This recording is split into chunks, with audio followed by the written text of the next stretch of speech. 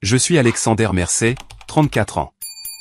Et à 6 heures ce matin, un shérif adjoint m'a remis un avis d'expulsion pour une maison que je possède entièrement. Avant de vous raconter comment j'ai fini par regarder mes propres parents se faire arrêter dans une salle d'audience moins de 48 heures plus tard, dites-moi d'où vous regardez dans les commentaires. Je veux vraiment savoir qui est avec moi sur ce coup-là. Les coups ont commencé avant même que mon cerveau n'enregistre que j'étais réveillé. Ce n'était pas un coup poli.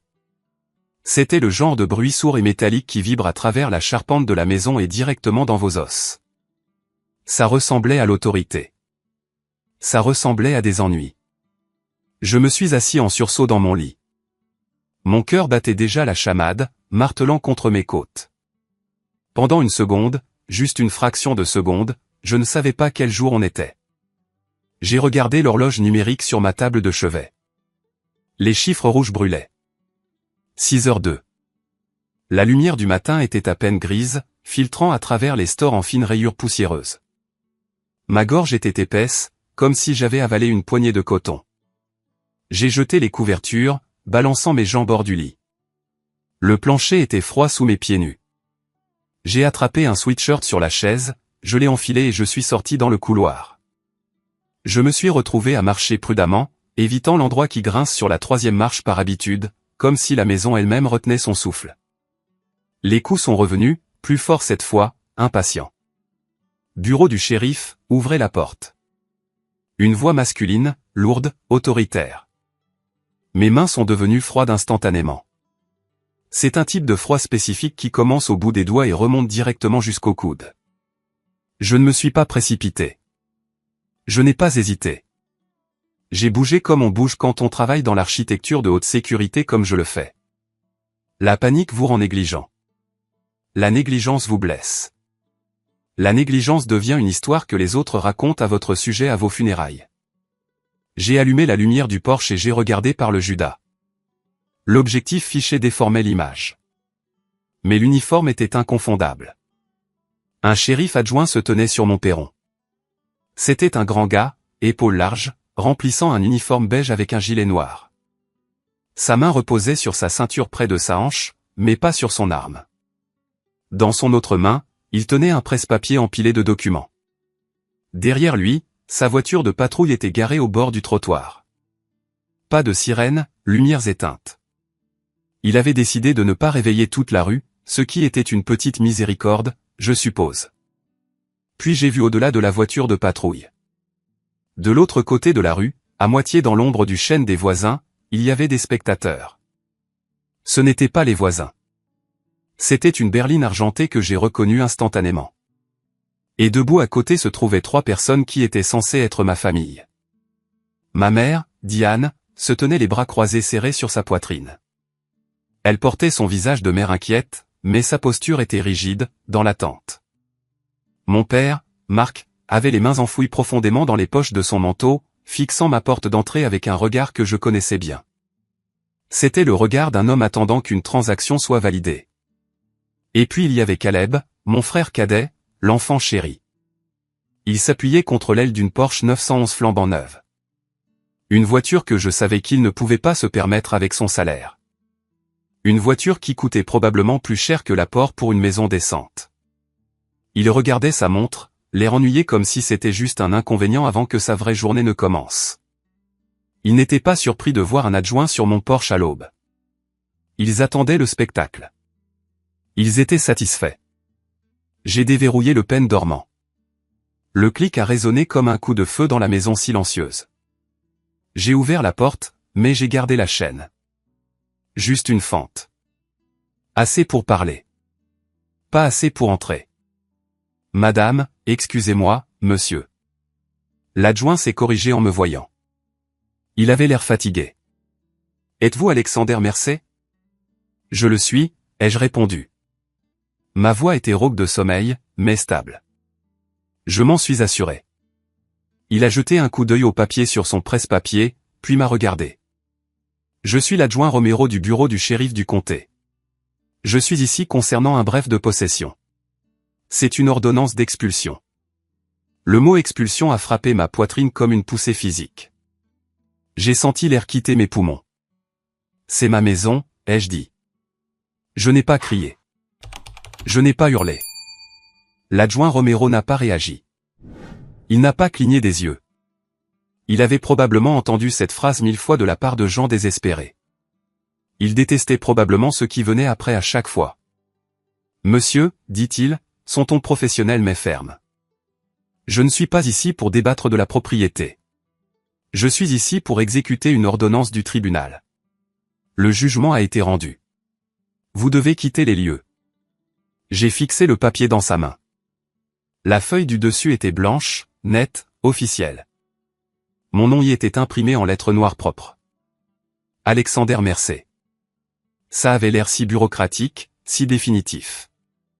Me traitant comme un locataire qui avait manqué le loyer pendant 6 mois. Pas la personne qui a payé les impôts fonciers. Pas la personne qui a remplacé les bardeaux du toit de ses propres mains l'été dernier. Pas la personne qui a planté le cornouiller à l'arrière avec son grand-père il y a 20 ans. Tu aurais dû faire ce que la famille a demandé, Alex. La voix venait de l'autre côté de la rue. C'était ma mère. Elle ne chuchotait pas. Elle voulait que les voisins entendent. Elle voulait que l'adjoint entende. Elle voulait établir le récit dès maintenant. Fais tes bagages, fiston, a ajouté mon père. Sa voix était plus basse, plus plate, comme un verdict. Ça arrive aujourd'hui. Ne fais pas de scène. Caleb n'a rien dit. Il a juste souri en coin et inspecté ses ongles, puis a tapoté le capot de sa Porsche comme pour dire, dehors le vieux, place au neuf. Les yeux de l'adjoint Romero se sont tournés vers eux. Puis vers moi. Il a baissé la voix d'une fraction. Une fissure dans l'armure professionnelle. Avez-vous un endroit où aller, a-t-il demandé. La question n'était pas gentille. Elle était procédurale. C'était une question que l'on pose à un chien errant avant d'appeler la fourrière. Mais ça a fait un nœud dur dans mon estomac. Je ne vais nulle part, ai-je dit, croisant son regard. Pas tant que vous ne me montrez pas ce que c'est. Il a hésité. Il a regardé la chaîne sur la porte. Puis il a légèrement soulevé la page du dessus et incliné le presse-papier pour que je puisse lire sans qu'il ait à me le remettre. C'était là en lettres majuscules grasses. Bref DE possession, un numéro de dossier en dessous, un sceau du tribunal, la signature d'un juge. Je n'ai pas reconnu mon pouls à essayer de grimper. Je l'ai contenu. J'ai utilisé la technique de respiration que j'ai apprise lors des exercices de sécurité en situation de stress élevé. Inspirez pendant 4, retenez pendant 4. Expirez pendant 4. Je n'ai pas crié. Je n'ai pas pleuré. Je n'ai pas demandé à mes parents pourquoi parce que je connaissais déjà la réponse. Ils n'avaient pas besoin d'une raison qui avait du sens pour moi. Ils avaient seulement besoin d'une raison qui semblait acceptable pour des étrangers. Ils avaient besoin d'argent. Caleb avait toujours besoin d'argent. Et ma maison, l'héritage de mon grand-père, n'était pour eux qu'un tas de capitaux propres. J'ai pointé la ligne près du haut du document. Qui a déposé ça? Le regard de l'adjoint Romero a suivi mon doigt. Il a hésité juste assez longtemps pour me dire que la réponse importait. Monsieur, dit-il prudemment. Le plaignant dans cette affaire est. Il s'est arrêté au milieu de sa phrase. Il a regardé à nouveau les papiers, plissant les yeux dans la lumière tamisée du porche. Puis il m'a regardé à nouveau, et son visage a changé. Ce n'était pas un choc. Ce n'était pas de la pitié. C'était de la reconnaissance. C'était le regard d'un homme qui venait de réaliser que le méchant se tenait bien en vue. Il s'est raclé la gorge une fois. Cela a été déposé par Marquard Mercé et Diane Mercé. Mes parents. J'ai regardé au-delà de l'adjoint, droit vers eux. Mes parents n'ont même pas fait semblant d'être embarrassés. Le menton de ma mère s'est levé comme si elle était fière que la ligne soit lue à haute voix. Elle a lissé son gilet, jouant le rôle de la matriarche souffrant depuis longtemps obtenant enfin ce qu'elle voulait. J'ai senti quelque chose se figer en moi. Une immobilité propre, froide. C'était la mort de l'espoir, la mort de cette minuscule partie enfantine de moi qui voulait encore qu'ils soient des gens décents. Parce que si le plaignant était mes parents, cela signifiait qu'ils ne m'avaient pas seulement menacé. Ils ne m'avaient pas seulement harcelé à Thanksgiving ou fait culpabiliser au téléphone. Ils étaient allés dans un tribunal. Ils avaient prêté serment. Ils s'étaient transformés en le côté raisonnable de l'histoire. Et s'il y avait un bref, cela signifiait qu'ils avaient déjà obtenu un jugement sans moi. J'ai gardé ma voix égale. Quand cette affaire a-t-elle été déposée? L'adjoint Romero a vérifié la page à nouveau. Le jugement a été rendu la semaine dernière. Jugement par défaut. La semaine dernière, ma bouche est devenue sèche. J'étais ici la semaine dernière. J'étais allé travailler, rentré à la maison, arroser les plantes, dormi dans ce lit. Je n'avais pas été au tribunal. On ne m'avait rien signifié. Pas d'adjoint à ma porte, pas de courrier recommandé, pas d'avis collé sur ma fenêtre. Rien. Où ai-je été signifié, ai-je demandé. S'il y a un jugement par défaut, il doit y avoir une preuve de signification. L'adjoint Romero a regardé à nouveau vers le bas. Cette fois, sa pose était plus lourde. Il a passé son pouce sur une section, scannant le texte juridique dense. Adresse de signification indiquée comme. Il plissa les yeux. 128 Maple Terrace. Je n'ai pas répondu immédiatement parce que mon cerveau refusait de traiter la réalité de la chose. Maple Terrace. Ce n'était pas mon adresse. Ce n'était pas mon adresse de bureau. Une ligne indiquant que la signification avait été complétée. Une signature, une date, une heure et une description qui m'ont glacé le sang. Signification substitutive acceptée par une occupante adulte féminine à Maple Terrace. Occupante adulte féminine. Mes parents avaient utilisé une adresse qu'ils contrôlaient encore. Peut-être qu'ils connaissaient le propriétaire. Peut-être qu'ils recevaient encore du courrier là-bas et prétendaient que quelqu'un avait accepté les papiers en mon nom. J'ai lentement regardé de l'autre côté de la rue. Ma mère me regardait avec un visage calme et exercé. Elle avait répété cela. Elle avait planifié cela. Elle était allée à cette vieille maison, avait attendu un huissier de justice ou en avait engagé un qu'il connaissait et avait accepté l'avis d'expulsion qui m'était destiné. Et à ce moment-là, j'ai compris le véritable but de cette descente à l'aube. Ce n'était pas seulement pour m'humilier. C'était pour me précipiter. Il voulait me forcer à faire mes valises, partir, perdre le contrôle de la propriété physique. Il me voulait à la rue, dispersé, séparé de mes documents, trop dépassé pour riposter à temps. Parce que si je n'obtenais pas d'un juge qu'il arrête cela, l'adjoint Romero m'expulserait légalement de la maison que mon grand-père m'avait laissée. Et une fois que je serais dehors, Caleb et sa Porsche seraient garés dans mon allée dans l'heure. J'ai avalé ma salive une fois, gardant ma voix basse. Cette maison était à mon grand-père, ai-je dit à l'adjoint Romero. Il me l'a laissée, pas à eux. L'adjoint Romero n'a pas discuté. Il a simplement tenu les papiers plus fermement comme s'il détestait être le système de livraison de la cruauté des autres. Monsieur, dit-il, si vous croyez que l'ordonnance du tribunal a été obtenue de manière inappropriée, vous devez contacter le tribunal immédiatement. Vous devez déposer une requête d'urgence. Je ne peux pas vous dire comment faire, ajouta-t-il rapidement, couvrant ses arrières. J'ai hoché la tête une fois. Je comprends. Il a jeté un coup d'œil vers le bas, puis vers le haut, et sa voix est devenue encore plus prudente. Il y a encore une chose. Ce bref autorise la possession immédiate. Mon estomac se serra. Immédiate. Il me regarda droit dans les yeux. Professionnel, mais avec une lueur d'avertissement humain. Sans un sursis du juge, dit-il, je dois vider cette maison avant midi. Midi, 6 heures. C'était le délai que j'avais pour démanteler une conspiration que ma famille avait probablement passé des mois à construire. Je ne suis pas resté là à discuter avec un adjoint à ma porte. Discuter aurait donné à mes parents exactement ce qu'ils voulaient. Une scène, une histoire, une raison de me pointer du doigt et de dire aux voisins, voyez, il est instable. Nous avons dû intervenir. Alors, j'ai fait la seule chose qui comptait. J'ai constitué un dossier. Adjoint, ai-je dit, ma voix stable malgré l'adrénaline inondant mon système. J'ai besoin que vous teniez ces papiers stables. Je vais prendre des photos de chaque page. Romero a hésité une fraction de seconde, puis a hoché la tête. Il savait que ça sentait mauvais.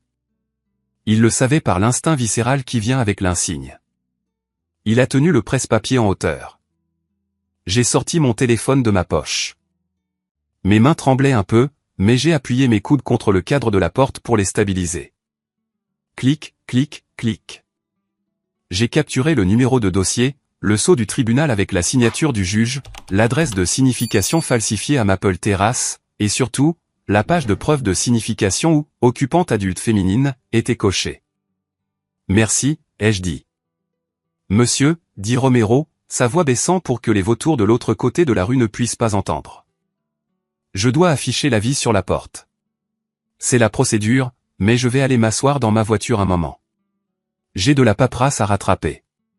Vous avez jusqu'à midi. » Il me donnait de l'espace pour respirer. Il me donnait une longueur d'avance. « J'apprécie cela », ai-je dit. Je suis rentré à l'intérieur et j'ai fermé la porte. J'ai glissé le pêne dormant en place, sachant que ce n'était plus qu'une barrière psychologique maintenant. La loi était déjà à l'intérieur de la maison.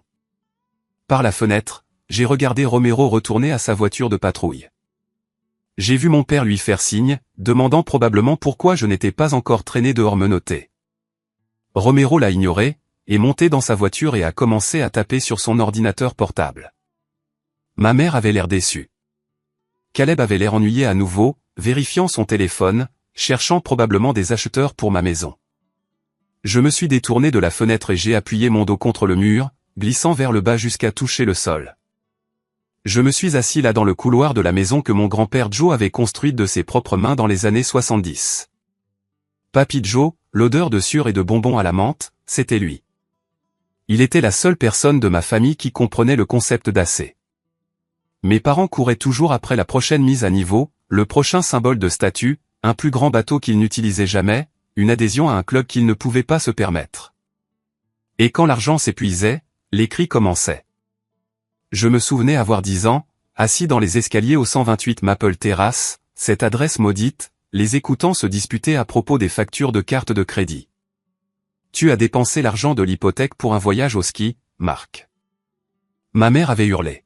« Tu as acheté un manteau de fourrure en Floride, Diane, qui porte de la fourrure en Floride ?» avait-il crié en retour.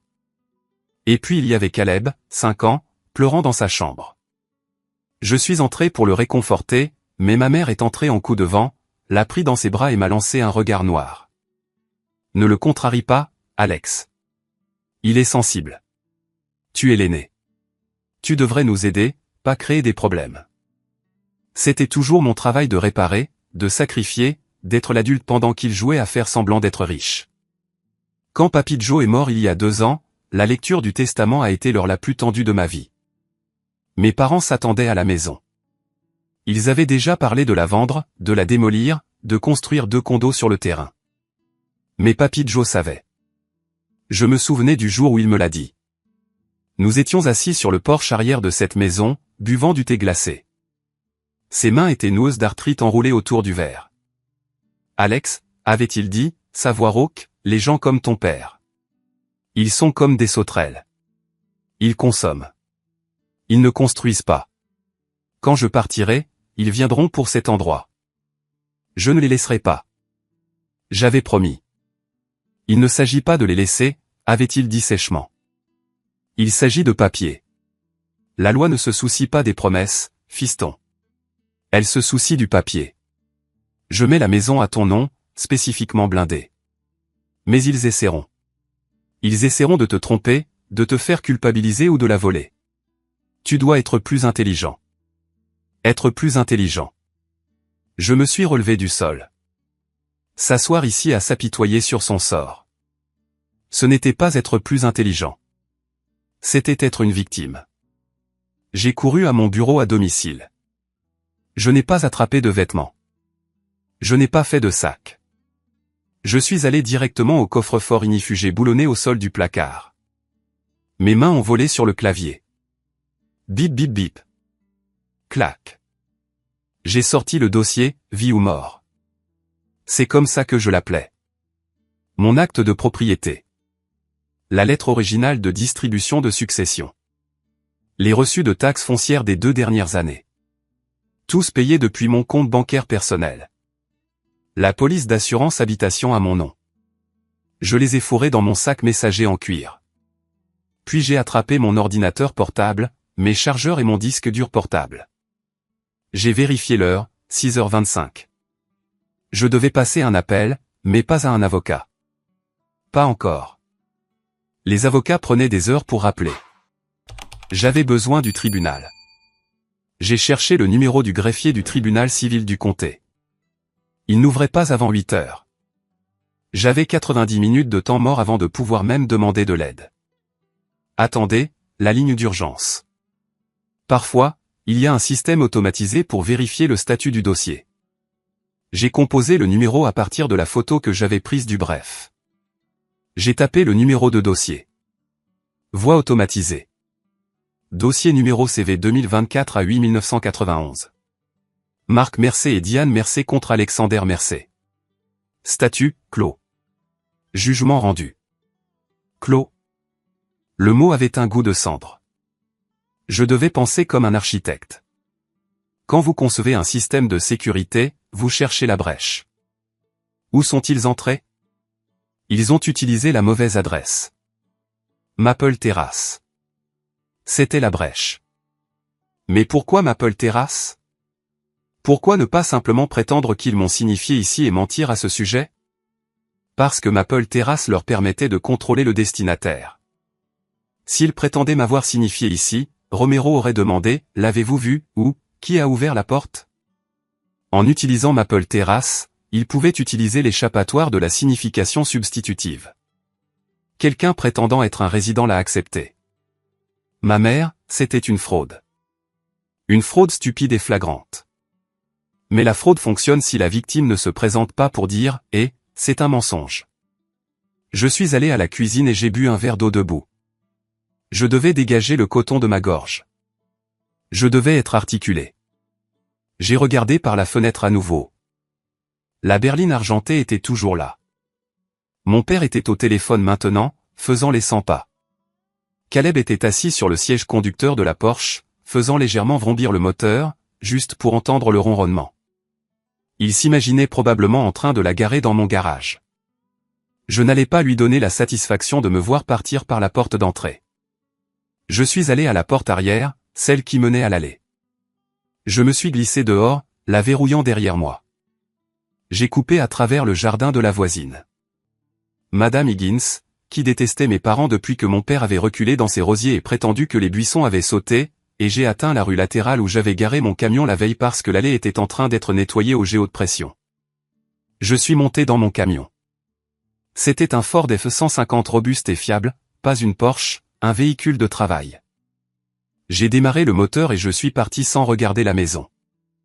Je ne pouvais pas regarder en arrière. Si je regardais en arrière, je pourrais faire demi-tour avec le camion et faire quelque chose qui me ferait atterrir dans une cellule à côté d'eux. J'ai conduit directement au palais de justice du centre-ville. Je me suis assis sur le parking, regardant le soleil se lever complètement, attendant que les portes se déverrouillent.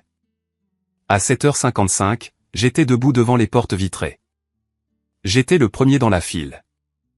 L'agent de sécurité m'a fait signe de passer par le détecteur de métaux. Matinée difficile, a-t-il demandé, regardant mes cheveux ébouriffés. Vous n'avez pas idée, ai-je marmonné. J'ai sprinté dans les escaliers jusqu'au bureau du greffier de la division civile. Il y avait une personne au comptoir, un homme plus âgé avec des lunettes épaisses et un badge indiquant Henderson. Il avait l'air de travailler là depuis la construction du bâtiment. Il organisait des dossiers avec un rythme lent et délibéré. Je me suis approché de la vitre de séparation. Bonjour, ai-je dit. J'ai une urgence. Un bref de possession est en cours d'exécution sur ma maison à midi aujourd'hui. Je n'ai jamais été signifié.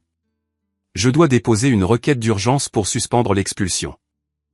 Henderson leva les yeux par-dessus ses lunettes. Il ne se pressa pas. Il m'évalua.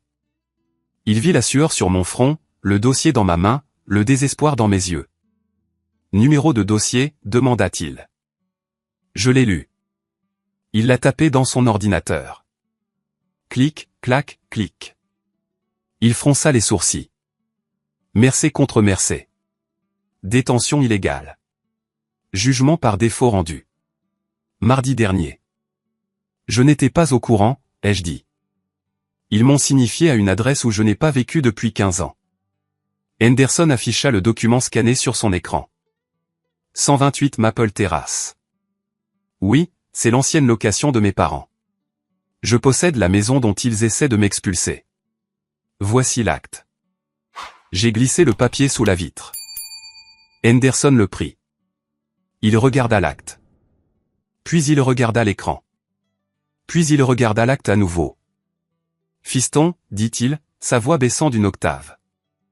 Vous êtes listé comme le propriétaire sur cet acte. Mais dans le dossier, les plaignants ont déposé un contrat de bail. Un bail? J'ai cligné des yeux. Je n'ai jamais signé de bail. C'est ma maison. Ils ont déposé une copie d'un contrat de location daté d'il y a 6 mois, prétendument signé par vous, acceptant de payer 3 000 $ par mois de loyer à Mark et Diane Mersey. Mon sang bouillonna. C'est un mensonge. Je ne paie pas de loyer. Je paie l'hypothèque. Puis-je voir la signature? Henderson tourna le moniteur. Là, au bas d'un contrat de location générique téléchargé sur Internet, se trouvait une signature. Alexander Mersey, mais ce n'était pas ma signature. C'étaient des boucles tremblantes là où il devrait y avoir des angles. On aurait dit que quelqu'un avait essayé de copier ma signature d'une carte d'anniversaire, mais s'était ennuyé à mi-chemin. C'est une falsification, ai-je dit, ma voix tremblant de rage. Et une mauvaise? Henderson hocha la tête lentement. J'ai vu beaucoup de signatures, fiston. Celle-là a l'air créative. Qu'est-ce que je fais? Ai-je demandé. L'adjoint dit que je suis dehors à midi. Vous déposez la requête, dit Henderson, glissant un paquet de formulaires sous la vitre. Requête pour suspendre l'exécution du bref, requête pour annuler le jugement par défaut. Remplissez-les. Juste ici. Ne vous inquiétez pas de la propreté. Rendez-le juste lisible. J'ai attrapé un stylo et j'ai commencé à écrire. Ma main volait sur la page. Le plaignant est un parent. L'adresse de signification est frauduleuse. Le bail est falsifié. Le défendeur est le propriétaire en fief simple de la propriété. Pendant que j'écrivais, Henderson continuait de cliquer sur son ordinateur. Il semblait creuser plus profondément dans le dossier. Attendez une minute, murmura-t-il. J'ai levé les yeux. Quoi? Le visage d'Henderson était devenu pâle. Il ne regardait plus le bail. Il regardait autre chose dans le dossier numérique. Monsieur Mersey, dit-il. Et cette fois, il ne m'appela pas fiston. Il utilisa mon titre. Avez-vous signé des documents récemment? Peut-être il y a 2 semaines. Non, ai-je dit. Rien. Parce qu'il y a un autre document ici. Henderson a dit que ça ne faisait pas partie de l'expulsion elle-même, mais ça a été soumis comme pièce C pour prouver leur statut de propriétaire. Qu'est-ce que c'est? Ai-je demandé. Henderson imprima une page. L'imprimante vrombit et cracha une feuille de papier chaude. Il me la fit glisser. Je l'ai regardé et le monde a basculé sur son axe. C'était un acte de renonciation, quitté Clindide, daté d'il y a 2 semaines. Il stipulait qu'Alexander Mersey transférait par la présente tous les droits, titres et intérêts dans la propriété à Mark et Diane Mersey pour la somme de 10 $. C'était signé, notarié, enregistré. Ils n'ont pas juste falsifié un bail, ai-je chuchoté, la réalisation s'abattant sur moi comme un bâtiment qui s'effondre. Ils ont volé la maison. Ils ont littéralement volé le titre. Henderson me regarda avec un mélange de pitié et d'alarme professionnelle. Si cela est enregistré, Monsieur Mersey, ce n'est plus seulement une affaire d'expulsion. C'est un crime. Crime? Le mot flottait dans l'air entre nous. Lourd et dangereux. Mes parents n'avaient pas juste joué un tour pendable pour me mettre dehors pendant quelques mois. Ils avaient orchestré un vol à grande échelle de mon héritage. Ils avaient transféré le titre. Aux yeux du bureau d'enregistrement du comté, je ne possédais plus la maison de mon grand-père. Mark et Diane Mersey la possédaient. Qui a notarié ça? Ai-je demandé, mon doigt planant sur le document. Un acte n'est pas valide sans le sceau d'un notaire. Quelqu'un devait tamponner ce mensonge pour le rendre réel. J'ai regardé le bas de la page. Le tampon était flou mais lisible. Carla Mandé, numéro de commission 8 842 931. Carla, ai-je sifflé. Vous la connaissez? Demanda Henderson. C'est la meilleure amie de ma mère, ai-je dit, elle joue au bridge ensemble tous les mardis. Elle est venue à mes fêtes d'anniversaire. Elle m'a donné une carte cadeau pour ma remise de diplôme. Eh bien, dit sèchement Henderson, on dirait qu'elle a donné à vos parents un cadeau beaucoup plus gros cette fois. J'ai regardé la date sur le tampon du notaire. Le 13. Il y a 2 semaines. J'étais au travail le 13, ai-je dit, pensant à haute voix. Je travaille dans l'architecture sécurisée. Accès de haut niveau. Je dois badger pour entrer et sortir de chaque porte. J'étais dans une salle de serveur toute la journée le 13. Je n'aurais pas pu être à une table de notaire. Pouvez-vous prouver cela, demanda Henderson. Pas à moi, à un juge. Oui, ai-je dit. Je peux sortir les journaux. Bien, dit Henderson. Parce que vous allez en avoir besoin. Finissez ces formulaires. Je vais apporter ce dossier moi-même dans les bureaux du juge Alprin. Elle déteste le désordre procédural et elle déteste vraiment la fraude. J'ai fini la paperasse en un temps record. J'ai joint les photos que j'avais prises de l'avis d'expulsion. J'ai joint une copie de mon véritable acte. J'ai joint une copie de mon permis de conduire montrant mon adresse réelle. Henderson prit la pile. Restez là. Ne quittez pas le bâtiment. Je me suis assis sur un banc en bois dans le couloir. Il était 8h45. 3h15 avant que l'adjoint Romero ne doive vider ma maison. Mon téléphone vibra. C'était un SMS de mon père. Papa, ne rends pas ça difficile, Alex. Laisse juste Caleb avoir les clés.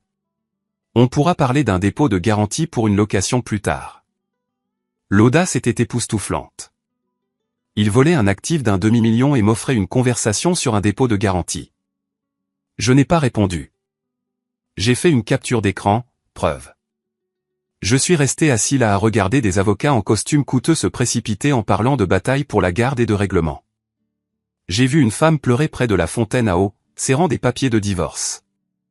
Ce bâtiment était une usine de misère et mes parents venaient de pointer ma carte de temps. 30 minutes plus tard, la porte des bureaux intérieurs s'ouvrit. Un huissier sortit. Alexander Mercé ici. Je me suis levé. Le juge Alprin vous verra dans son bureau. Ex parte. Maintenant. J'ai suivi. Dans son bureau signifiait une réunion privée, pas en audience publique. Cela signifiait que le juge voulait des réponses rapidement. Le juge Alprin était une femme dans la soixantaine avec des cheveux gris acier et des yeux qui semblaient pouvoir couper le verre. Elle était assise derrière un bureau massif couvert de dossiers. Elle ne leva pas les yeux quand j'entrai.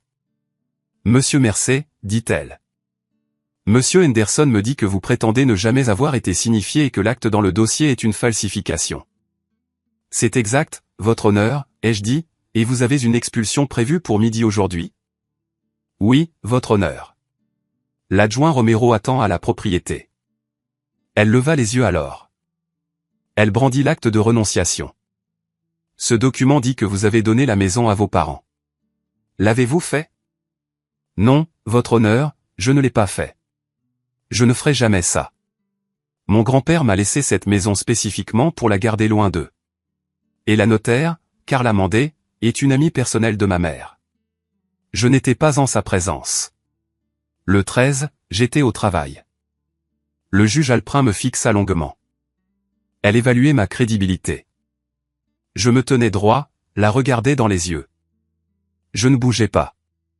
Elle attrapa son téléphone. Elle composa un numéro sur haut-parleur. Division civile. Une voix répondit. C'est le juge Alprin. Sortez le dossier pour Mercé contre Mercé. J'émets un sursis immédiat à l'exécution du bref de possession. Appelez le dispatching du shérif. Dites à l'adjoint Romero de se retirer. Personne n'entre dans cette propriété. J'ai senti mes genoux faiblir de soulagement. Merci, votre honneur. Ne me remerciez pas encore, claqua-t-elle. Je suce pas l'expulsion parce qu'il y a une allégation vraisemblable de fraude, mais nous allons aller au fond de cette affaire. Je fixe une audience d'urgence pour demain matin à 9h. Je veux les plaignants ici. Je veux leur avocat ici.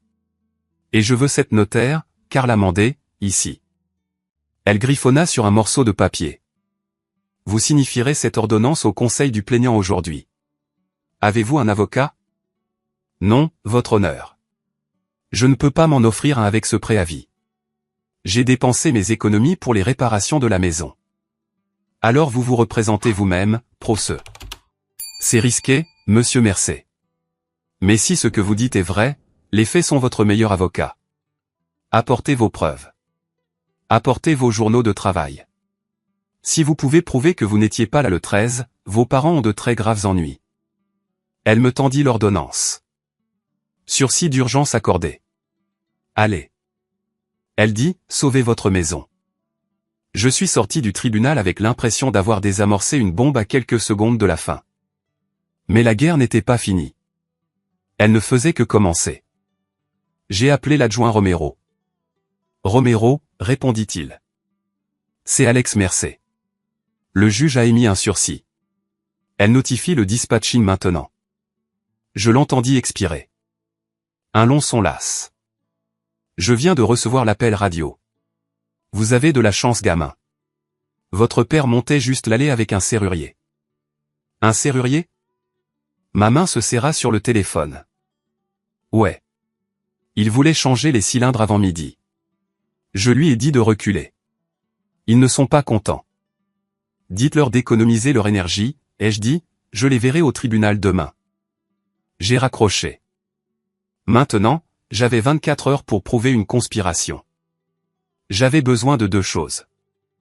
J'avais besoin des journaux d'emploi pour prouver que j'étais au travail, et j'avais besoin d'en savoir plus sur cet acte. J'ai conduit au bureau d'enregistrement du comté. C'était au sous-sol du bâtiment administratif d'à côté. La file était plus courte ici.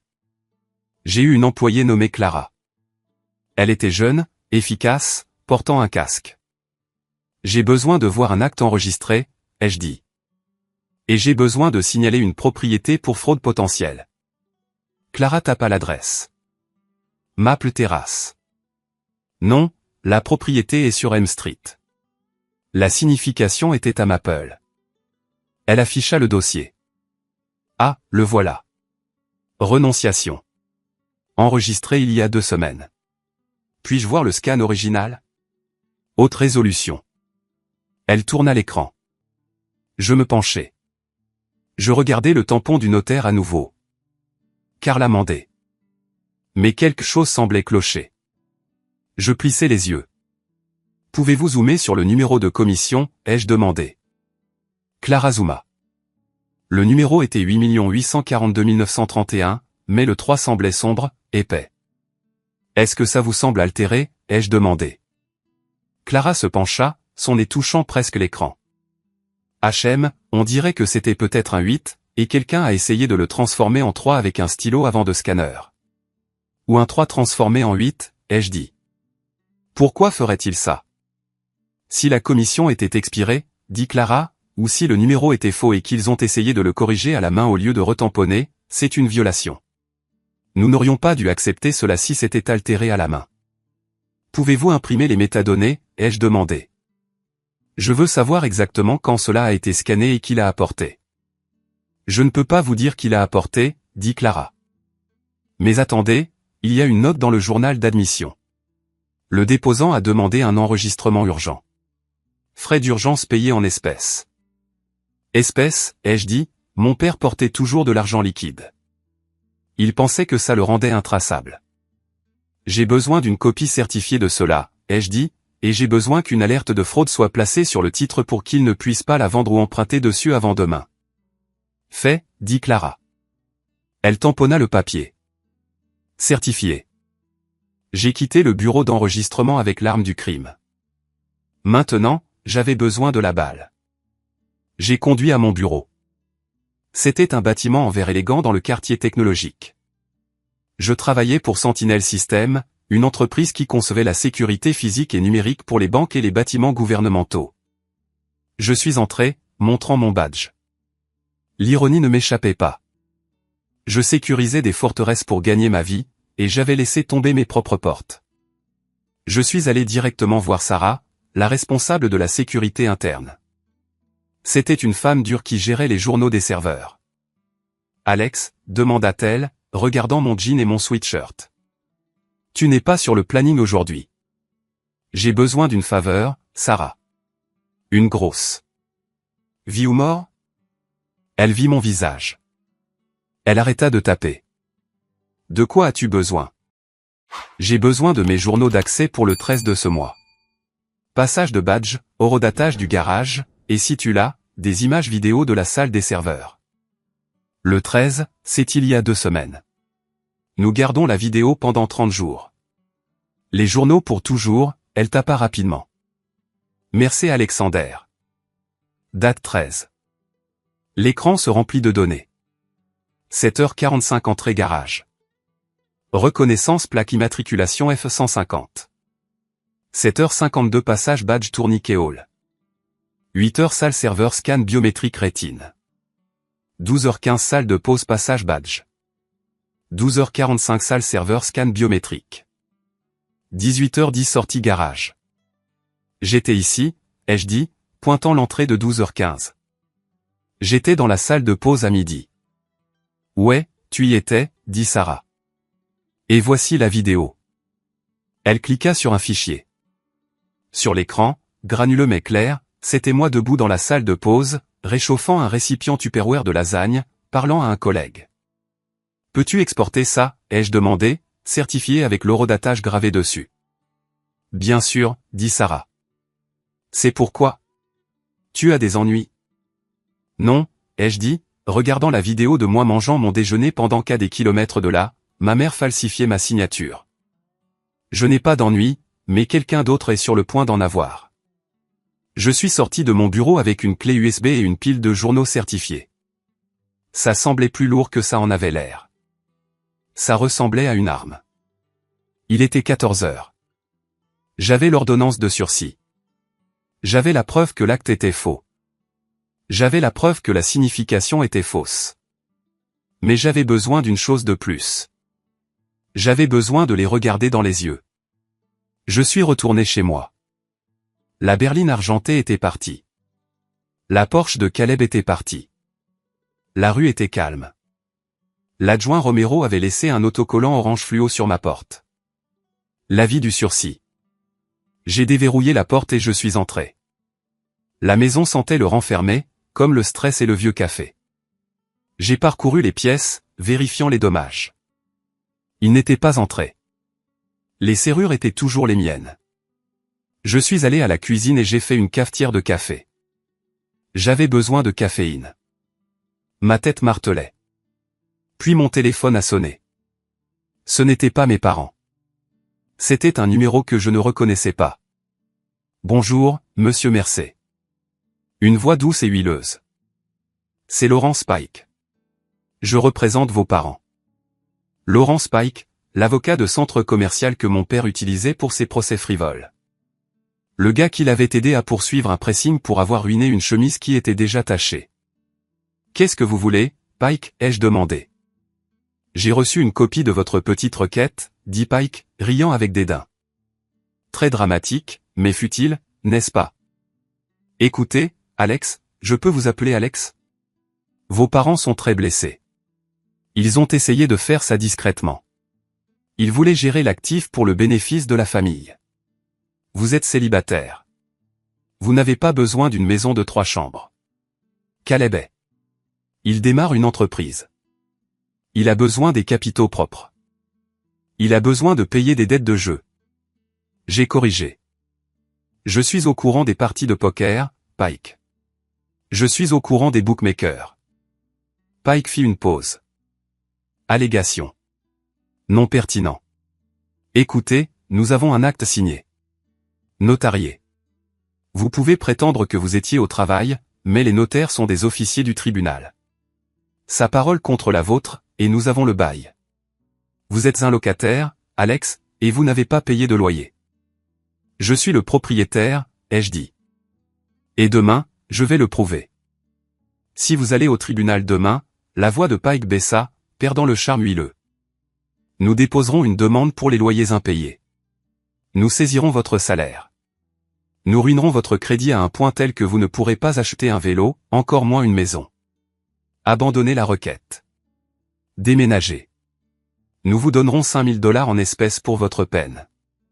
5 000 $. J'ai ri. C'était un son froid et sec. La maison vaut 600 000. Allez au diable, Pike. J'ai raccroché. 30 minutes plus tard, la sonnette a retenti.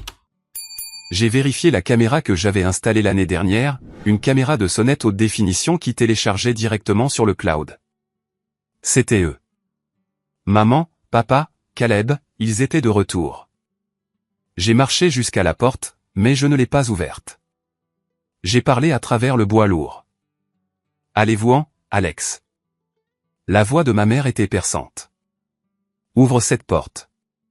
Nous devons parler. Tu nous embarrasses. Je vous embarrasse, ai-je demandé. Vous avez envoyé un shérif pour me jeter à la rue à l'aube. C'est pour ton bien, a-t-elle crié. Tu es égoïste. Tu as toujours été égoïste. Papy Joe voulait que la maison soit pour tout le monde. Papy Joe me l'a laissée parce qu'il savait que vous la vendriez pour acheter un nouveau jouet à Caleb. J'ai crié en retour. Et, la voix de Caleb. Surveille ta bouche. Ouvre la porte, Alex. Signons juste quelques papiers et réglons ça. Papa dit que tu peux vivre au sous-sol si tu signes à nouveau la renonciation juste pour, tu sais, éclaircir la confusion. Vivre au sous-sol? J'ai senti le sang battre dans mes oreilles. De ma propre maison? Ce n'est pas ta maison, a rugi mon père. Il semblait ivre ou juste furieux. C'est une propriété familiale. Je suis le patriarche. Je décide. Tu es un voleur, Marc, ai-je dit, et demain, le juge va te dire la même chose. Si tu te montres demain, dit Caleb, sa voix baissant, se pressant près de la porte. Tu vas le regretter. Je connais des gens, Alex. Je sais où tu travailles. J'ai tenu mon téléphone en l'air, enregistrant l'audio. Est-ce que tu me menaces, Caleb? Je dis juste. Caleb siffla. Les accidents arrivent. Les systèmes plantent, les gens se font virer. Dégage de mon Porsche, ai-je dit. Ou je rappelle l'adjoint Romero. Et cette fois, il t'emmènera. Il y eut un silence. Puis j'entendis ma mère sangloter, un faux sanglot théâtral. Il nous déteste, Marc. Notre propre fils nous déteste. Allons-y, grogna mon père. On l'écrasera au tribunal. Pike dit que l'acte est solide. J'entendis des pas s'éloigner. J'entendis la portière de la voiture claquer. J'entendis le moteur de la Porsche rugir, un son de pure arrogance. Je restai là dans le couloir, tremblant, pas de peur, de rage. Ils étaient prêts à me détruire. Ils étaient prêts à me rendre sans abri. Ils étaient prêts à menacer ma carrière. Tout ça pour de l'argent, tout ça pour Caleb. J'ai regardé le dossier, vie ou mort, sur la table. J'avais les journaux. J'avais l'acte, mais je devais briser le maillon faible. Carla Mandé. Je ne l'ai pas appelé. Ce serait de la subornation de témoin, mais je l'ai cherché. J'ai cherché son dossier de notaire en ligne. Elle était notaire depuis 10 ans.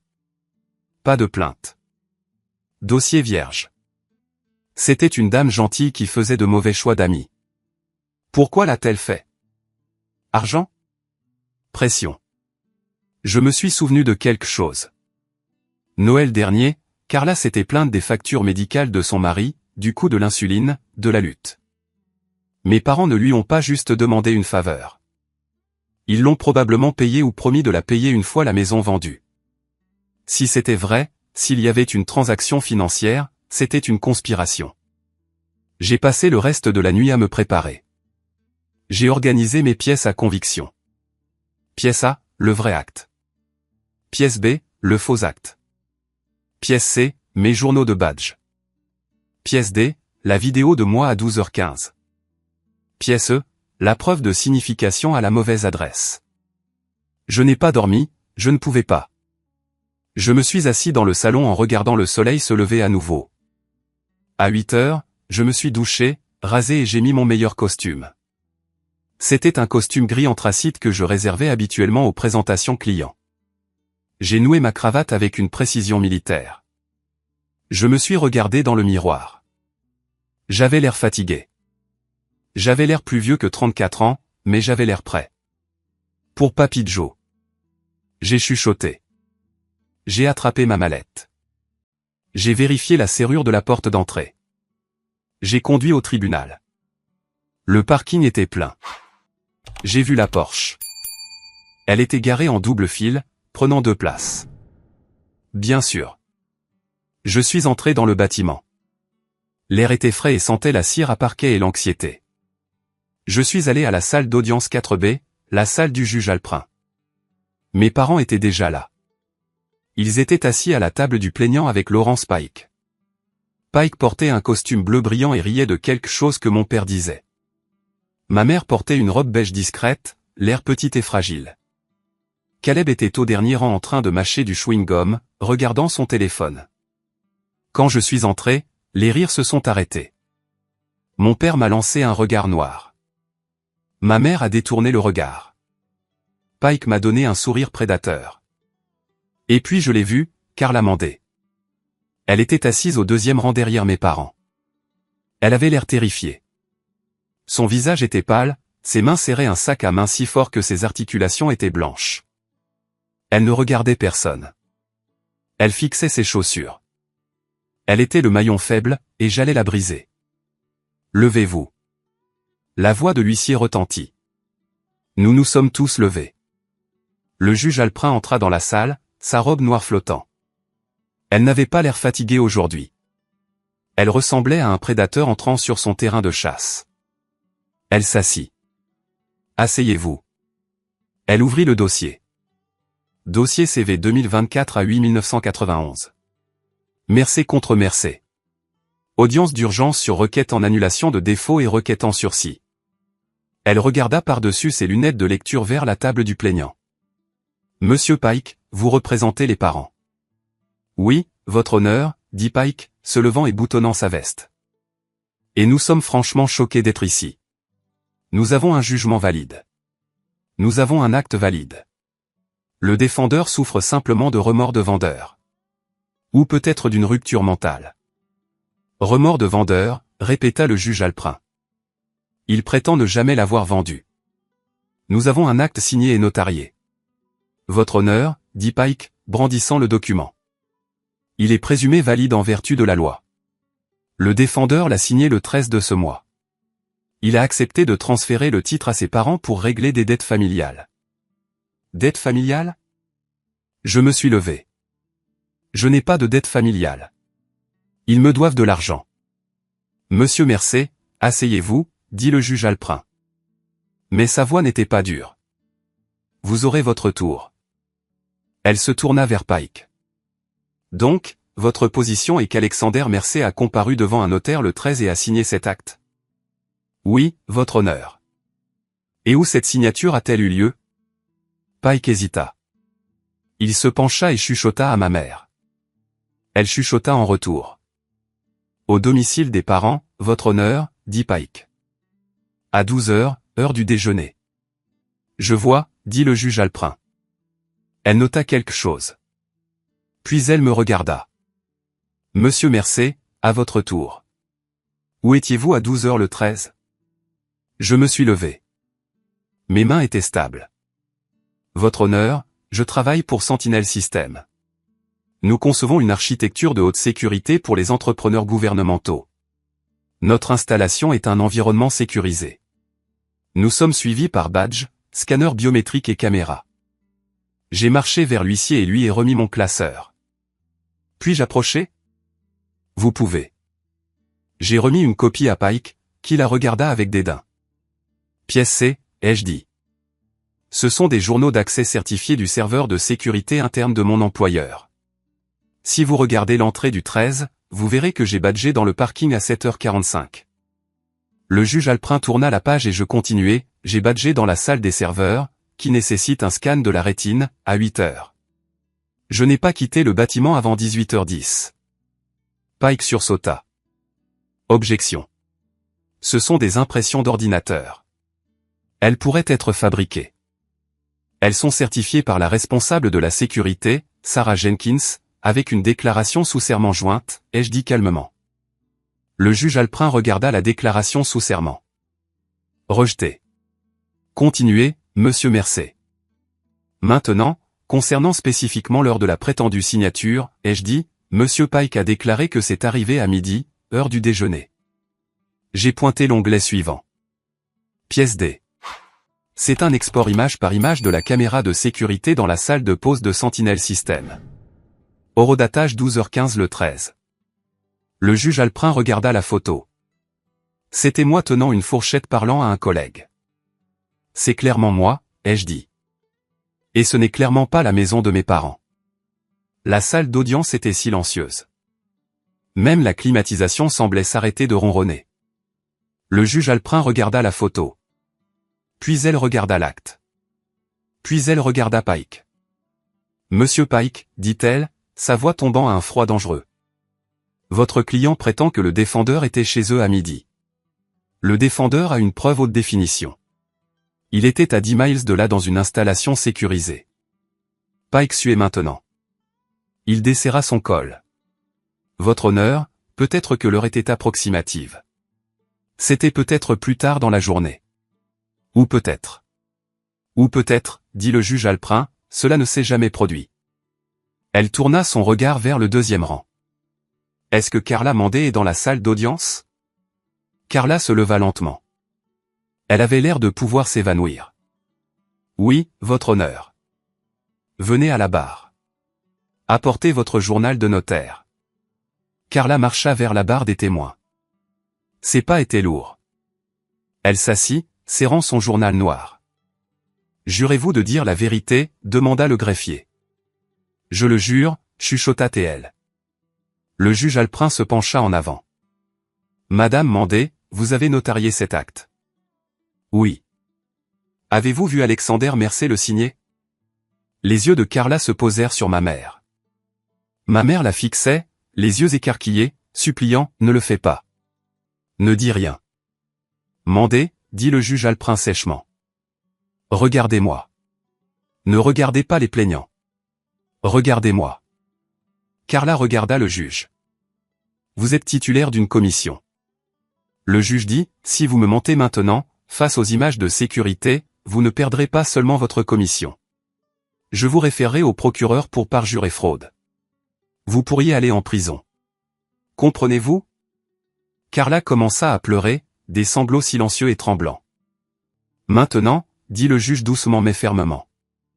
Alexander Mercé a-t-il signé cet acte devant vous? Carla prit une inspiration. Elle regarda le journal. Elle me regarda. Non, sanglota TL. Un halètement traversa la salle. Ma mère laissa échapper un cri aigu. Pike s'effondra sur sa chaise. Il n'était pas là. Carla dit, les mots tombant maintenant. Diane. Diane m'a apporté l'acte. Il était déjà signé. Elle a dit qu'Alex l'avait signé plus tôt mais avait dû retourner travailler. Elle m'a demandé de le tamponner comme une faveur. Elle a dit qu'ils essayaient juste de l'aider à gérer son argent. Elle a dit qu'il était d'accord. Donc, vous avez notarié une signature dont vous n'avez pas été témoin, demanda le juge Alprin. Oui. Je suis désolé. Je suis tellement désolé. Et la date, demanda le juge Alprin. Le 13. Diane m'a dit de l'antidater. Carla avoua. Elle me l'a apporté il y a 3 jours, mais elle a dit qu'il devait être daté du 13 pour correspondre. Quelque chose à propos des impôts. Je ne savais pas. Il y a 3 jours, ai-je dit à haute voix, après qu'ils ont déposé l'expulsion. Le juge Alprin se recula. Elle regarda mes parents. L'expression sur son visage était celle d'un pur dégoût. Marc et Diane Mercé. Levez-vous. Mes parents se levèrent. Mon père avait l'air dégonflé, le visage rouge. Ma mère tremblait, des larmes coulant sur son visage. De vraies larmes cette fois. Des larmes de peur. Vous avez falsifié une signature, dit le juge Alprin. Vous avez contraint un notaire. Vous avez déposé une expulsion frauduleuse. Vous avez tenté de voler un titre. Nous, votre honneur, bégaya Pike. Mes clients. Asseyez-vous, monsieur Pike, rugit le juge Alprin. Avant que je ne vous tienne pour outrage aussi. Pike s'assit si vite que la chaise racla bruyamment contre le sol. Le juge Alprin se tourna à nouveau vers mes parents. Vous avez manipulé le système judiciaire pour nuire à votre propre fils. Vous avez menti sur des documents sous serment. Elle frappa son marteau. Ça sonna comme un coup de feu. La requête en annulation du jugement par défaut est accordée. L'expulsion est rejetée avec préjudice. L'acte de renonciation est déclaré nul ab initio. Invalide dès le départ. Elle n'avait pas fini. Adjoint, elle fit signe à l'huissier. Prenez madame Mandé en garde à vue. Je la tiens pour outrage en attendant un examen par le procureur. Carla gémit alors que l'huissier s'approchait d'elle. Et quant au plaignant, dit le juge Alprin, ses yeux perçant mes parents. Je réfère ce dossier entier au bureau du procureur pour enquête sur la fraude immobilière, la falsification et la conspiration. Je vous suggère de prendre un avocat de la défense pénale. Monsieur Pike ne peut pas vous aider là. Ma mère cria. Non, nous ne voulions pas. C'est notre maison. Alex, dis-lui. Elle se tourna vers moi. Alex, arrange ça. Dis-lui que nous sommes une famille. Je l'ai regardé. J'ai regardé la femme qui m'avait élevé. La femme qui m'avait vendu pour un paiement de Porsche pour son fils préféré. Je me suis levé. Nous ne sommes pas une famille. J'ai dit, plus maintenant. Le chaos qui a suivi ces mots est quelque chose que je n'oublierai jamais. Ma mère sanglotait, tendant la main vers moi par-dessus la balustrade en bois qui séparait la galerie des justiciables. Alex, Alex, s'il te plaît ne les laisse pas nous prendre. L'huissier se dirigeait vers mes parents maintenant. Il n'était pas arrêté à cette seconde précise. Le renvoi au procureur prend du temps à être traité, mais la menace planait sur eux comme une lame de guillotine. Monsieur Mercé. Le juge Alprin s'adressa à moi une dernière fois. J'émets également une ordonnance restrictive permanente. Marc, Diane et Caleb Mercé ne doivent pas s'approcher à moins de 500 pieds de vous ou de votre propriété. S'ils le font, appelez la police immédiatement. Ce sera une violation d'une ordonnance du tribunal. Merci, votre honneur. J'ai dit. J'ai rassemblé mes dossiers. Mon dossier, vie ou mort. Je me suis tourné pour partir. Caleb se tenait près de la porte.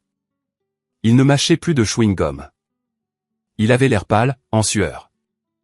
Il ressemblait à un gamin qui vient de réaliser que les adultes ne pouvaient pas le sauver. Alex, bégaya-t-il alors que je passais. Alex, attends. La voiture? La Porsche? J'ai utilisé la maison comme garantie pour le prêt. Un prêt relais si l'acte est nul. Je me suis arrêté. Je l'ai regardé. Tu as pris un prêt contre une maison que tu ne possédais pas, ai-je demandé. Maman a dit qu'elle était à nous, supplia Caleb. L'usurier, le prêteur. Ils vont venir pour la voiture. Ils pourraient venir pour moi. Tu dois m'aider à couvrir les intérêts jusqu'à ce que je puisse vendre ma crypto. Vends la Porsche, Caleb, ai-je dit froidement. Je ne peux pas. Je suis sous l'eau avec. Ce n'est pas mon problème, ai-je dit. Tu as des jambes. Marche. Je l'ai bousculé et je suis sorti de la salle d'audience. J'ai marché le long du long couloir, passant devant les autres salles d'audience, les greffiers, la misère. Je suis sorti dans le soleil éclatant du parking. L'air sentait différent. Il sentait le propre. J'ai marché jusqu'à mon camion. J'ai vu la Porsche toujours garée en double fil. Une dépanneuse reculait vers elle. Je me suis arrêté pour regarder. Le conducteur a sauté et a commencé à accrocher les chaînes. Et Caleb courut hors du tribunal, agitant les bras. Et, c'est ma voiture. Qu'est-ce que vous faites? Violation de stationnement, dit le conducteur de la dépanneuse, sans même lever les yeux. Et j'ai reçu un ordre de saisie qui est apparu sur le scan. Problème de titre. Caleb resta là, impuissant, regardant son symbole de statut être traîné au loin. Mes parents sortirent un moment plus tard, l'air sous le choc. Mon père criait après Pike au téléphone. Ma mère pleurait dans un mouchoir. Ils avaient l'air petits. Ils avaient l'air pathétiques. Je suis monté dans mon camion et je suis parti. J'ai conduit directement à la maison. Ma maison. Je me suis garé dans l'allée. Elle était vide. Pas de berline argentée, pas de voiture de police, juste ma maison. Se tenant là dans le soleil de l'après-midi. Le cornouiller que Papy Joe avait planté était en fleurs. Des pétales blancs dérivant sur l'herbe. J'ai monté les marches. J'ai décollé l'autocollant orange du shérif de la porte. Il a laissé un peu de résidu, mais je pouvais frotter ça. J'ai déverrouillé la porte et je suis entré. Le silence était profond. Ce n'était plus le silence de la peur. C'était le silence de la propriété, de la paix. J'ai verrouillé la porte derrière moi. Je suis allé à la cuisine et je me suis versé un verre d'eau. Mes mains étaient enfin stables. Je me suis assis à la table où Papy Joe avait l'habitude de s'asseoir. J'ai passé ma main sur le grain du bois. Je l'ai fait, papy. J'ai chuchoté. J'ai été plus intelligent. Ce soir-là, j'ai fait les choses pratiques. J'ai appelé un serrurier et j'ai fait changer toutes les serrures de la maison pour des cylindres Medeco de haute sécurité. J'ai appelé ma société de sécurité et j'ai mis à niveau les capteurs périmétriques. Puis je me suis assis sur le sol du salon et j'ai ouvert la vieille boîte en métal que Papy Joe m'avait laissée, celle que je gardais dans le coffre-fort. À l'intérieur, sous les vieilles photos et les médailles de guerre, se trouvait un petit journal en cuir. Je ne l'avais pas lu depuis des années. Je l'ai ouvert à la dernière entrée. Alex, si tu lis ceci, cela signifie qu'ils ont finalement montré leur vraie couleur. Je suis désolé. Aucun garçon ne devrait avoir à se battre contre ses propres parents. Mais tu es fort. Tu es le bâtisseur. Ils ne sont que des locataires dans cette vie. Tu es le propriétaire. Construis quelque chose de bien. J'ai fermé le livre.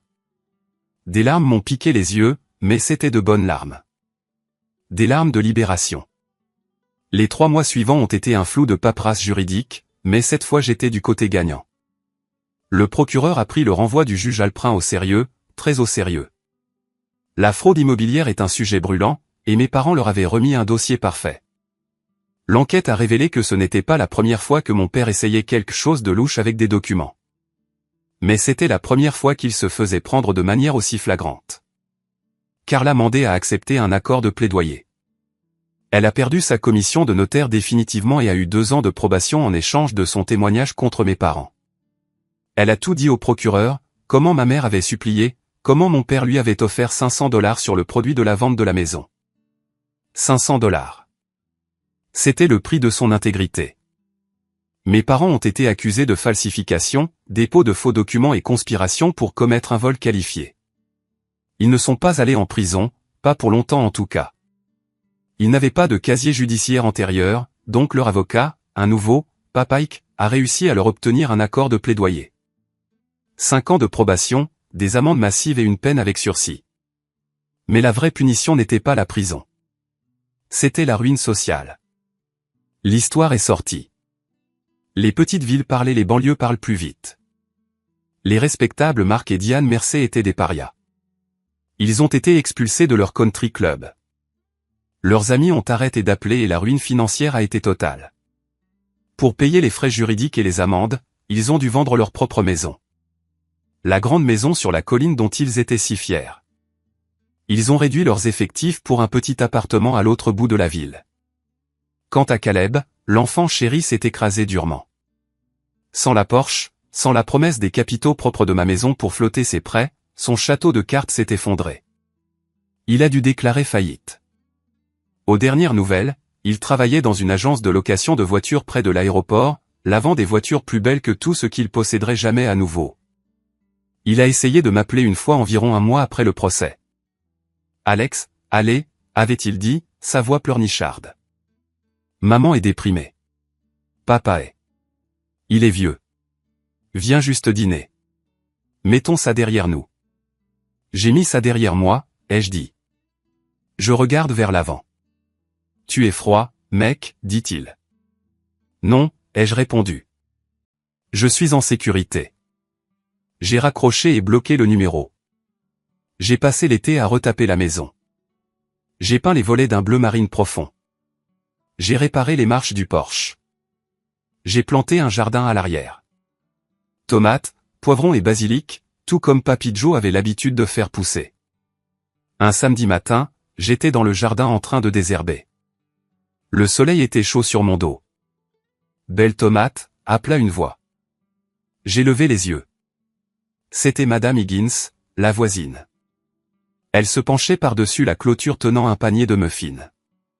Merci, Madame Higgins, ai-je dit. J'ai vu la voiture de police chez tes parents la semaine dernière, dit-elle, les yeux pétillants. Signifiant des papiers pour le procès de la banque? Je pense que oui, ai-je dit. Elle hocha la tête, satisfaite. Le karma est un conducteur lent, Alex. Mais elle ne manque jamais une adresse. J'ai ri. Non, en effet. Elle m'a tendu les muffins. Tu es un bon garçon, Alex. Ton grand-père serait fier. Tu as gardé la maison. J'ai l'intention de la garder longtemps, ai-je dit. Je suis rentré et j'ai fait du café. Je me suis assis sur le porche arrière en mangeant un muffin, regardant le cornouiller. J'ai réalisé quelque chose. Pendant des années, j'avais porté un poids. Le poids d'essayer de leur plaire. Le poids d'essayer d'être le bon fils pour des gens qui ne me voyaient que comme une ressource. Le poids de protéger Caleb de ses propres erreurs. Ce poids avait disparu. L'avis d'expulsion n'avait pas seulement essayé de me mettre hors de ma maison. Il m'avait mis hors de leur dysfonctionnement. C'était la meilleure chose qu'ils aient jamais faite pour moi. J'ai pris une gorgée de café. Ça avait le goût de la liberté. Ça fait 1 an maintenant. La maison est entièrement rénovée. J'ai transformé le sous-sol. L'endroit où ils voulaient me bannir en un cinéma maison et une salle de jeu à la pointe de la technologie. Mes amis viennent le dimanche pour le football. Nous faisons griller des steaks. Nous rions. J'ai rencontré quelqu'un aussi. Sarah du travail, la chef de la sécurité qui m'a aidé avec les journaux. Nous avons commencé à déjeuner ensemble après le procès, échangeant des histoires de guerre sur les failles de sécurité. Une chose en entraînant une autre. Elle a emménagé le mois dernier. Elle adore la maison. Elle adore le cornouiller. Parfois, tard le soir, je pense à mes parents. Je me demande s'ils sont assis dans leur petit appartement à me blâmer. Je me demande s'ils se racontent une version de l'histoire où ils sont les victimes, où le fils ingrat a volé leur propriété. Je suis sûr qu'ils le font. C'est comme ça qu'ils survivent. Mais leur version de l'histoire n'a pas de tampon du bureau d'enregistrement du comté. La mienne si. J'ai appris une dure leçon ce jour-là à 6 heures du matin. La famille n'est pas une question de sang. Le sang est juste de la biologie. Le sang est juste un accident de naissance. La famille est une question de loyauté. C'est une question de respect. C'est savoir qui se tient à vos côtés quand les coups commencent à la porte et qui se tient de l'autre côté de la rue en attendant que vous tombiez. Si vous traversez quelque chose comme ça, si vous avez des gens dans votre vie qui se sentent en droit de profiter de votre travail acharné, qui vous manipulent avec la culpabilité, qui utilisent le mot famille comme une arme pour vous désarmer, je veux que vous m'écoutiez attentivement. Verrouillez vos portes. Vérifiez vos papiers et n'ayez pas peur de changer les serrures. Vous n'êtes pas obligé de vous immoler par le feu pour garder les autres au chaud, même s'ils sont vos parents, surtout s'ils tiennent l'allumette. C'est le moment qui a tout changé pour moi. C'est le moment où j'ai arrêté d'être Alexander le fils et commencé à être Alexander l'homme. J'ai repris ma maison, mais plus important encore, j'ai repris ma vie. Merci beaucoup d'avoir écouté mon histoire. Ce n'était pas facile de revivre ces moments, de sentir à nouveau ces coups dans ma poitrine, mais je voulais la partager avec vous parce que je sais que je ne suis pas seul. Je sais qu'il y en a d'autres qui mènent des batailles dans leur propre salon.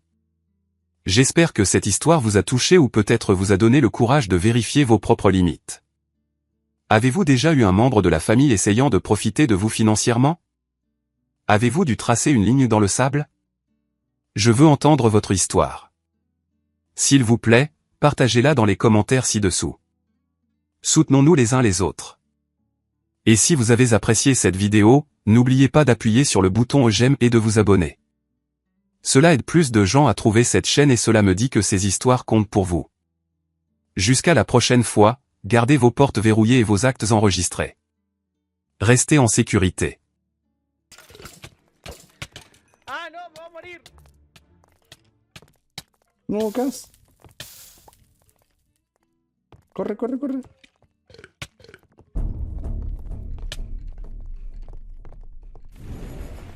No, Cas, perdón. No, Cas, me va a morir. Cas. No, y no dejamos cama.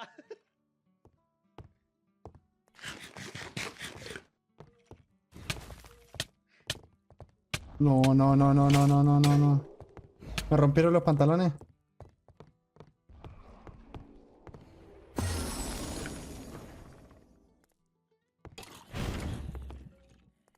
Cas, ¿dónde estás?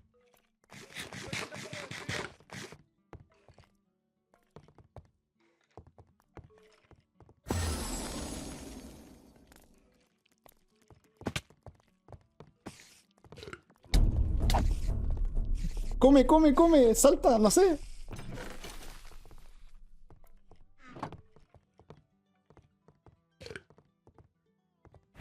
A ver, curarme. Curarme.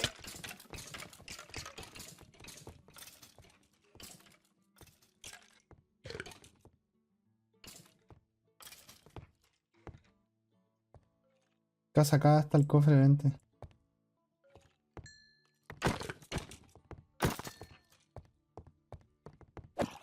Están las manzanas, acá están. Oye, y...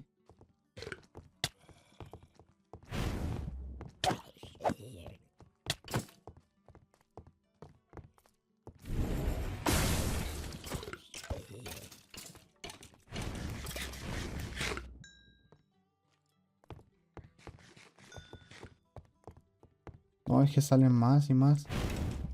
Sí, no, esto va a tocar. Y no, fuera de chiste, creo que no tenemos cama. Sí, yo tengo cama. ¿La ponemos acá? Pero allá o más bien para allá. ¡Ah!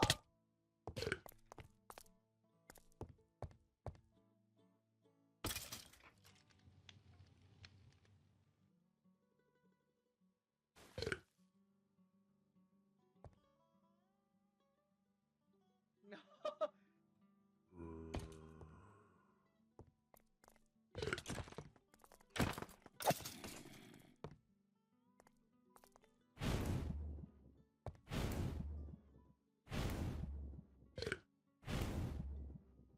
Cas, cas. Ah, no puedes Acá estoy, poner acá estoy. nada Ah, no. afuera. Eh, sí, Es que no puedes pero romper, con la no. escoba.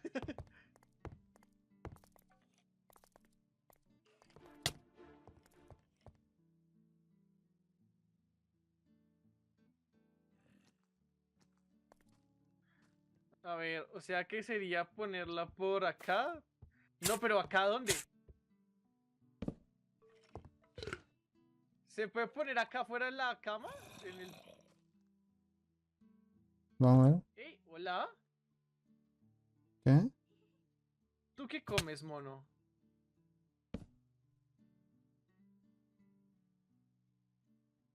Listo, bien. ¿Cómo?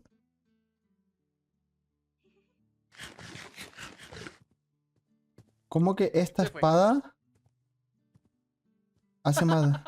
¿Hace 12 de daño? ¿De dónde salió esa espada? ¡Ah, la verga! ¿Te No, pero igual no quitó? me quitó nada. Ah,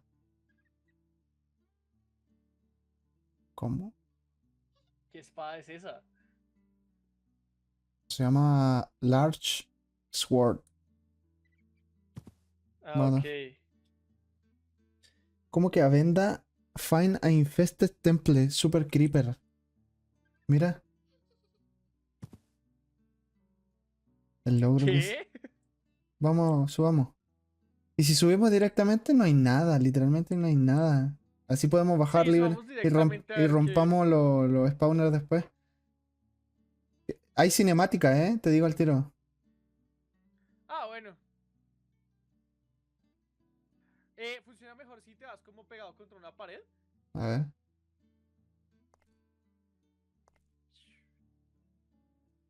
Y hoy te vas. Te vas, te vas.